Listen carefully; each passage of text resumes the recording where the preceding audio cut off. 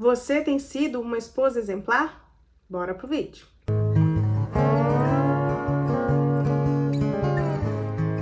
Olá, meu nome é Lohane Oliveira, estamos aqui para mais um vídeo nesse canal, seja muito bem-vindo, muito bem-vinda. E aqui no canal nós falamos sobre vida com Deus, maternidade cristã, criação de filhos, um pouco de vida em Portugal e muito mais. Bom, hoje eu estou aqui para trazer uma dica de livro muito boa. É um livro que nós estamos lendo ali no nosso clube de leitura A Casa da Mãe. Se você não conhece, tem mais informações aqui nesse vídeo, eu vou deixar aqui para você linkado no card. E nós estamos lendo esse livro aqui, Esposa Excelente, de Martha Peace.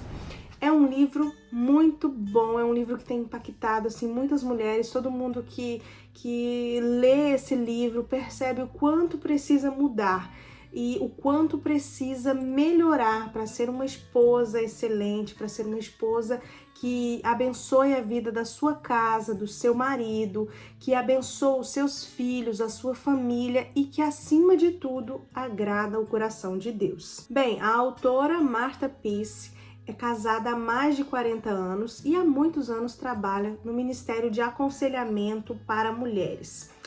Esse livro, ele nos lembra o quanto nós precisamos agradar a Deus. Na nossa vida cristã, esse deve ser o nosso maior desejo, o nosso maior anseio, é aproximar-nos de Deus e agradar ao coração dele, né? Conhecer ao Senhor e agradar ao seu coração. E como esposas cristãs, uma forma de agradar a Deus é abençoando a vida da nossa casa, é sendo esposas excelentes para o nosso marido. E esse livro, ele nos traz essa perspectiva bíblica de como agradar ao nosso marido. Nesse mundo moderno que nós vivemos, nós somos constantemente bombardeadas com temas como feminismo, como empoderamento feminino, como eu sou dona da minha própria vida, dona das minhas decisões, ninguém manda em mim, eu não sou submissa a ninguém e eu tomo as minhas próprias decisões, eu mando no meu corpo e é isso aí. Infelizmente é isso que nós temos visto ultimamente ao nosso redor, inclusive dentro de igrejas, inclusive no meio cristão. Mulheres que acham que tem como combinar feminismo com vida cristã. E a verdade é que não tem como. Basta ler a Bíblia. Se nós nos achegarmos às Escrituras, se nós buscarmos a Deus, nós vamos ver que a mulher ela foi criada para um papel e o homem para outro papel. Isso não diminui nenhum nem outro, mas cada um tem o seu papel. E na vida conjugal, no relacionamento, nós precisamos entender isso para que nós possamos viver um relacionamento segundo a vontade de Deus. Um relacionamento segundo os padrões bíblicos. Isso não sou eu que estou dizendo, mas é a Bíblia que diz e ela é clara.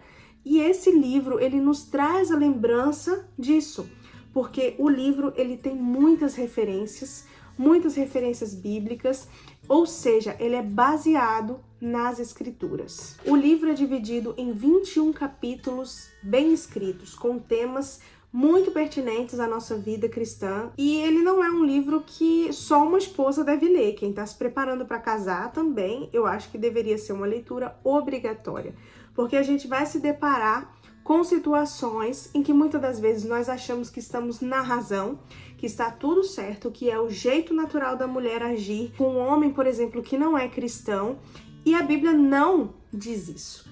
A Bíblia ela é enfática em muitos pontos e um deles é a submissão ao marido, independente desse marido ser cristão ou não. E aí a única ressalva que a autora faz aqui é com relação ao pecado. Se o marido ele te pede para mentir, um exemplo, você não deve se submeter a isso, porque acima do seu marido está o Senhor Deus. E o Senhor Deus, por exemplo, condena a mentira. Então, esse é um dos pontos que o livro trata, mas esse ponto da submissão é difícil justamente porque nós temos uma natureza pecaminosa. Quando Adão e Eva pecaram lá, o modelo antes do pecado era perfeito. Claro que até hoje é um modelo perfeito, mas é um modelo difícil de obedecer, porque o pecado que habita em nós nos quer fazer obedecer muito mais ao desejo da nossa carne, muito mais os desejos dos quais nós precisamos nos afastar, do que obedecer aos princípios cristãos. Aqui na página 18, logo no comecinho do livro, a autora traz esse desenho aqui, essa florzinha, e diz aqui: a esposa excelente é. A esposa excelente é cuidadosa, respeitadora do seu marido, é louvada, é destemida, abençoada por seus filhos, trabalhadora, boa para seu marido, de valor excepcional, é generosa, é sábia, é confiável, é bondosa e é temente a Deus. É claro que quando nós nos deparamos com esse livro aqui, nós começamos a ser confrontadas diante dos nossos próprios pecados, diante daquilo que não é o comum, muito pelo contrário. Nós precisamos sim ser transformadas, precisamos sim buscar fazer da melhor maneira para o nosso marido e para Deus. Nós descobrimos que não é uma coisa que acontece assim.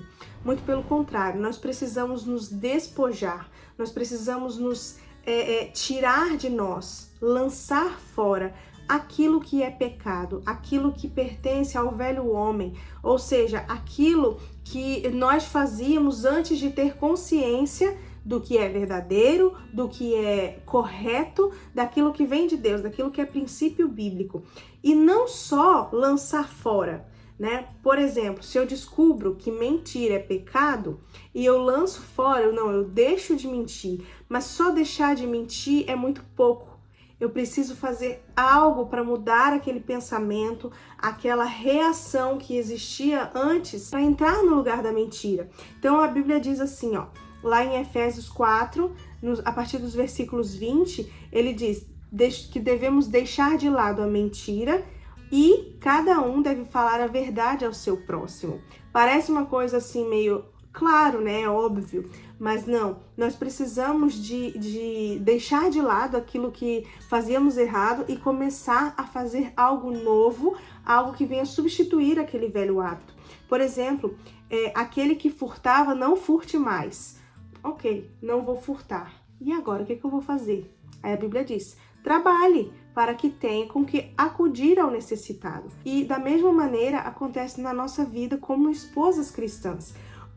Por exemplo, nós temos os pensamentos errados, pensamentos pecaminosos. Eu o odeio. E aí você deixa de lado esse pensamento. E por qual pensamento você vai substituir? Não sinto amor por ele neste momento, mas resolvo amá-lo reagindo gentilmente. E assim, parece simples, parece óbvio, parece bobo lendo no livro, mas quando você começa a colocar realmente em ação aquele pensamento, aquilo que você decidiu fazer, você vai perceber que há uma mudança na sua forma de agir e reagir e na forma do outro que vai receber aquela ação sua. Eu gostei tanto dessa tabela que eu quero trazer aqui para vocês. Eu vou ler mais um pouquinho dessa tabelinha aqui, tá bom? Então, imagina que muitas mulheres, né, diante da pressão do casamento, diante da dificuldade, elas dizem: não posso suportar mais a pressão. Mas aí o pensamento correto, um pensamento piedoso é assim: posso suportar a pressão, uma vez que não vos sobreveio tentação que não fosse humana, mas Deus é fiel e não permitirá que sejais tentados além das vossas forças. Isso está na Bíblia, 1 Coríntios 10, 13. Quando a gente tem acesso às Escrituras, a gente consegue orar a palavra. Ou seja, eu tenho uma palavra que me resguarda para esse pensamento. Gostava de estar com o marido de minha amiga, ele é tão gentil com ela. Esse é um pensamento errado, um pensamento pecaminoso. O certo seria: obrigada, Senhor, pelo meu marido. O que posso fazer para mostrar-lhe que ele é especial para mim? Muitas das vezes a gente encontra o erro no outro, mas a Bíblia nos ensina a tirar antes a trave que está no nosso olho, para que a gente possa ver o nosso próprio pecado.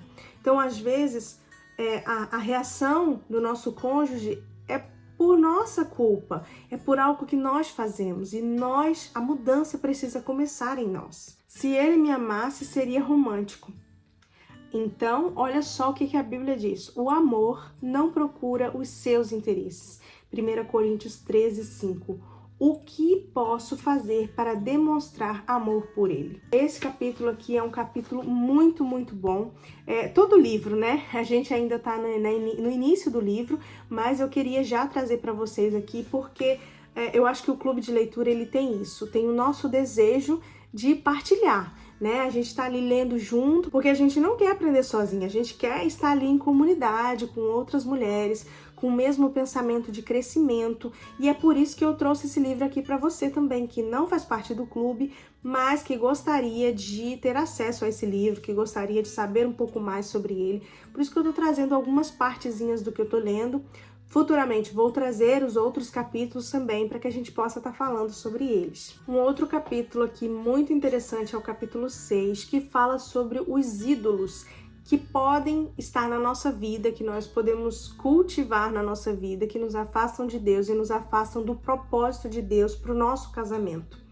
E os ídolos não precisam ser exatamente ídolos de pedra, de pau, de madeira, não. Ídolo pode ser qualquer coisa, pode ser dinheiro, pode ser fazer compras, pode ser, por exemplo, querer que o marido seja romântico, porque muitas vezes as mulheres idealizam na sua mente, idealizam no seu coração e acham que o marido não ama o suficiente, como essa parte que eu acabei de ler, né? Como o marido da amiga, que ama, que parece amar tanto, porque traz flores, porque é romântico, porque isso, porque aquilo. E as mulheres idealizam isso na cabeça e algumas nem casam, porque não encontram esse homem perfeito. E outras querem se separar porque não tem esse marido que elas idealizaram. Isso é um ídolo que foi cultivado no coração. Por exemplo, ela conta aqui o caso de uma menina, né, um caso hipotético, mas muito real, de uma menina que tem um marido ali correto, tem uma vida correta, mas que ela acha que não merece estar naquele relacionamento, que ela merece mais, porque o marido não se dá conta, por exemplo, das suas necessidades sem que ela precise falar. Ou que muitas das vezes ele não é romântico como ela gostaria que ele fosse. E aí ela traz isso para nós, dizendo que isso não pode ser o nosso foco. Nós precisamos nos focar em Cristo, nós precisamos focar em agradar o nosso marido, agradar a Deus, e quais as maneiras que nós podemos fazer isso. E ela traz aqui uma listinha de coisas que nós podemos fazer. E eu quero falar algumas aqui, algumas que eu acho que podem nos trazer assim, um pouco de reflexão. Por exemplo, quando for necessário, reorganize as suas atividades com boa vontade e alegria, a fim de o auxiliar. É muito difícil para nós, às vezes, abrir mão das nossas vontades, dos nossos sonhos, das nossas organizações do nosso dia, a fim de favorecer, nesse caso, o nosso marido. E essa é uma maneira que ela descreve aqui, uma maneira de glorificar ao marido. Fale dele positivamente na presença dos outros. Não fale mal dele, nem que seja verdade aquilo que quer dizer. E aí eu te convido a lembrar de alguma vez que você foi no salão de beleza, ou que você foi ali fazer as unhas, ou que você teve uma reunião de mulheres. E eu quero te convidar a lembrar das vezes que você falou mal do seu marido, ou que você ouviu outras mulheres falando mal dos maridos. Isso, infelizmente, é mais comum do que não falar nada. Infelizmente. E como nós percebemos diante disso, como que os princípios bíblicos, como que isso foi deturpado, como que uma mulher segundo o coração de Deus, pode se sujeitar ao padrão do mundo, que é um padrão comum, é você sentar numa roda de outras mulheres, para cada uma dar ali a sua versão, para ver qual que é o marido pior. Quem é o marido que deixa a toalha em cima da cama? Quem é o marido que não desenrola a roupa, não coloca a roupa direito no cesto? Enfim, existem diversas coisas que você pode ver que desagradam você, que o seu marido faz, mas que você também quer expor ali junto com as outras mulheres. Isso é algo muito comum, a Bíblia condena e o livro nos vem lembrar disso. Olha, tem uma outra aqui que eu acho que vale a pena falar. Considere as coisas com as quais está envolvida. Como é que essas coisas honram o seu marido? Peça-lhe orientação. Nós temos muitos afazeres, a mulher tem muitos afazeres, até mesmo dentro da igreja. E aí fica aquela pergunta: quais dessas coisas têm agradado ao coração do seu marido? Quando nós agradamos ao nosso marido, vale lembrar novamente, nós agradamos a Deus. Quando seu marido pecar, repreenda-o em particular e com gentileza, dando-lhe sempre esperança e direcionando-o ao Senhor. Não é que nós temos que fechar os nossos olhos para aquilo que é errado que o nosso marido faz, mas precisamos ter sabedoria para repreendê-lo em amor, como a Bíblia ensina.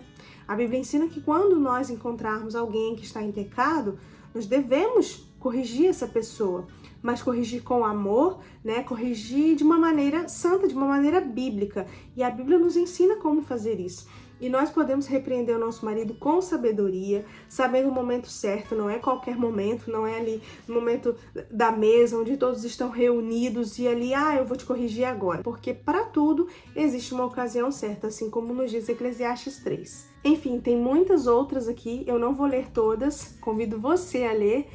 Mas a última que é: perceba que assim como Deus é glorificado quando o homem lhe obedece, o seu marido é glorificado quando você lhe obedece. Quando a gente começa a falar de um livro que a gente gosta, a gente vai embora e nem percebe que o vídeo está ficando longo, né? Mas eu vou trazer mais uma parte sobre este livro, vou trazer aqui para vocês para que a gente possa estar refletindo sobre isso. Por favor, deixa aqui nos comentários, algo que te chamou a atenção, se você já leu esse livro, se esse vídeo te animou a ler também, né?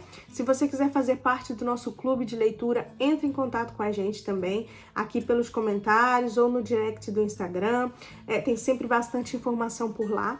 E vamos juntas fazer parte desse movimento de buscar ser mulheres segundo o coração de Deus. Esposas que glorificam aos maridos, que glorificam a Deus. Esposas que são excelentes, que vão desenvolver e deixar um legado para a próxima geração. Qual é o legado que nós temos deixado para os nossos filhos? Será que a sua filha tem visto o quanto você é honrada, o quanto você se parece com a mulher de Provérbios 31, o quanto você ama, obedece, demonstra prazer em servir ao seu marido, à sua família? Será que ela também vai conseguir replicar isso, vai buscar fazer isso na sua vida, no futuro? Ou não? Será que ela nem quer casar? Será que o seu filho vai buscar um modelo de esposa excelente porque olha para você e vê o quanto você é uma mulher segundo o coração de Deus? Vamos buscar ser essas esposas, ser essas mulheres que incentivam outras a fazerem a sua vida também conforme a vontade de Deus.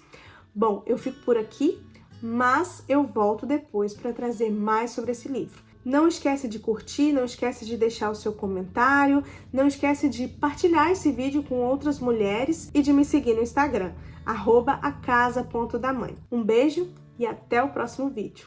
Deus te abençoe.